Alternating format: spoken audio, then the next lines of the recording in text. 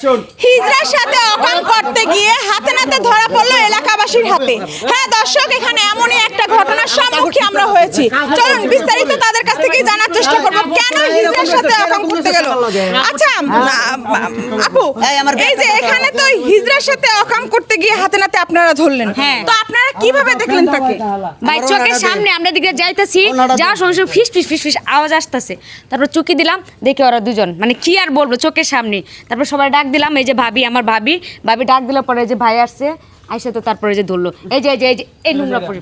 আচ্ছা দর্শক, এখানে তারা একদম হিজড়ার সাথে এমন ভাবে মানে ধরছে এনার সাথে, তো এনার সাথে কথা বলার চেষ্টা করবো সে এরকম নিকৃষ্ট কাজ কেন করলো। আচ্ছা ভাইয়া, আপনি হিজড়ার সাথে কি করতে গিয়ে ধরা পড়ছেন আমাদের একটু বলবেন? আসলে এখন কি কব কোন, তো আমার দুজনের মধ্যে একটা ভাব ভালোবাসা আছে, বুঝছেন? ভাব ভালোবাসা হলে তো দুজনের মনের আশা ভরসা সব কিছু পূরণ করা লাগে, বোঝেন না এই বিষয়টা?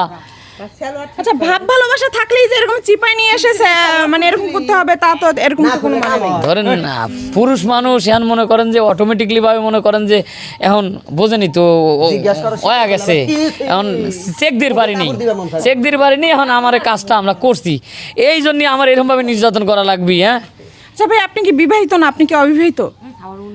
না, বউ আসিল, চলে গেছে। আচ্ছা দর্শক, বুঝতেই পারলেন সে একজন বিবাহিত পুরুষ হয়েও সে এই হিজড়ার সাথে একটা মানে খারাপ কাজ করতে গিয়ে হাতে নাতে ধরা পড়লো। তো আমরা সরাসরি সেই হিজড়ার সাথে কথা বলার চেষ্টা করব। তো আচ্ছা আপু, আপনি যে এরকম একটা মানে কাজের সাথে এইরকমের হাতে নাতে ধরা পড়ছেন, এই যে একদম খারাপ অবস্থায়, তো এটা কেন করে আপনার শুধু আপনার সম্মানটা হানি করলেন? কি আর সম্মান হানি হয়েছে? তা কি হয়েছে? আমার কোনো জায়গায় ক্ষয় গেছে? ওর বউ নাই, ওর ঠেকা আমার কাছে আইছে, আমি ওর ঠেকা সরাইয়া দিছি। আমি এটা ইয়ের কাম করছি, বুঝো নাই তোমরা? কি এর কাজ করছেন? ভালো কাম করছি একটা। তো আপনি যে ভালো কাজ করতে গিয়ে যে এলাকাবাসীর এলাকার মানুষের নজর ভালো না, তাকেই যে কালারিং করলেন, তো এটা আসলে আপনারা অন্যায় করছেন, এটা কি মনে হচ্ছে না? অন্যায় কি করছি? এলাকার মানুষের আইছে কে? এলাকার মানুষের আইছে কে হেডা কও? তো এটা তো মানে এটা তো মানে আপনার ঘরও না কিছু না, এরকম চিপার ভিতরে কেন নিয়ে আসছেন? তো এটা চিপার ভিতরে ওর দরকার, চিপার ভিতরে ওর দরকার হইছে, ও নিয়ে আইছে। আমি আমার যেটা আনছে আমি এটা করছি, ঝামেলা শেষ হয়েছে। তোমরা যাওগা, তোমরা হেনা এসে আবার হেডারে সরাইয়া দিতাছ মানুষের মধ্যে। কথা হচ্ছে কি, আমরা সিপার ভিতরে আইছি, সিপার ভিতরে এখানে একজন দেখা যাচ্ছে মুরব্বি লোক, তো এই মুরব্বি লোকের সাথে আমরা কথা বলবো যে আচ্ছা কাকা, এখন যে এরকম আপত্তিকর ভাবে এইভাবে ধরছেন, তো আপনারা এখন কি করবেন? এদের উপর কি পদক্ষেপ নেবেন? পদক্ষেপ নিব, এরা যে কাজটা করছে এটা জঘন্য কাজ।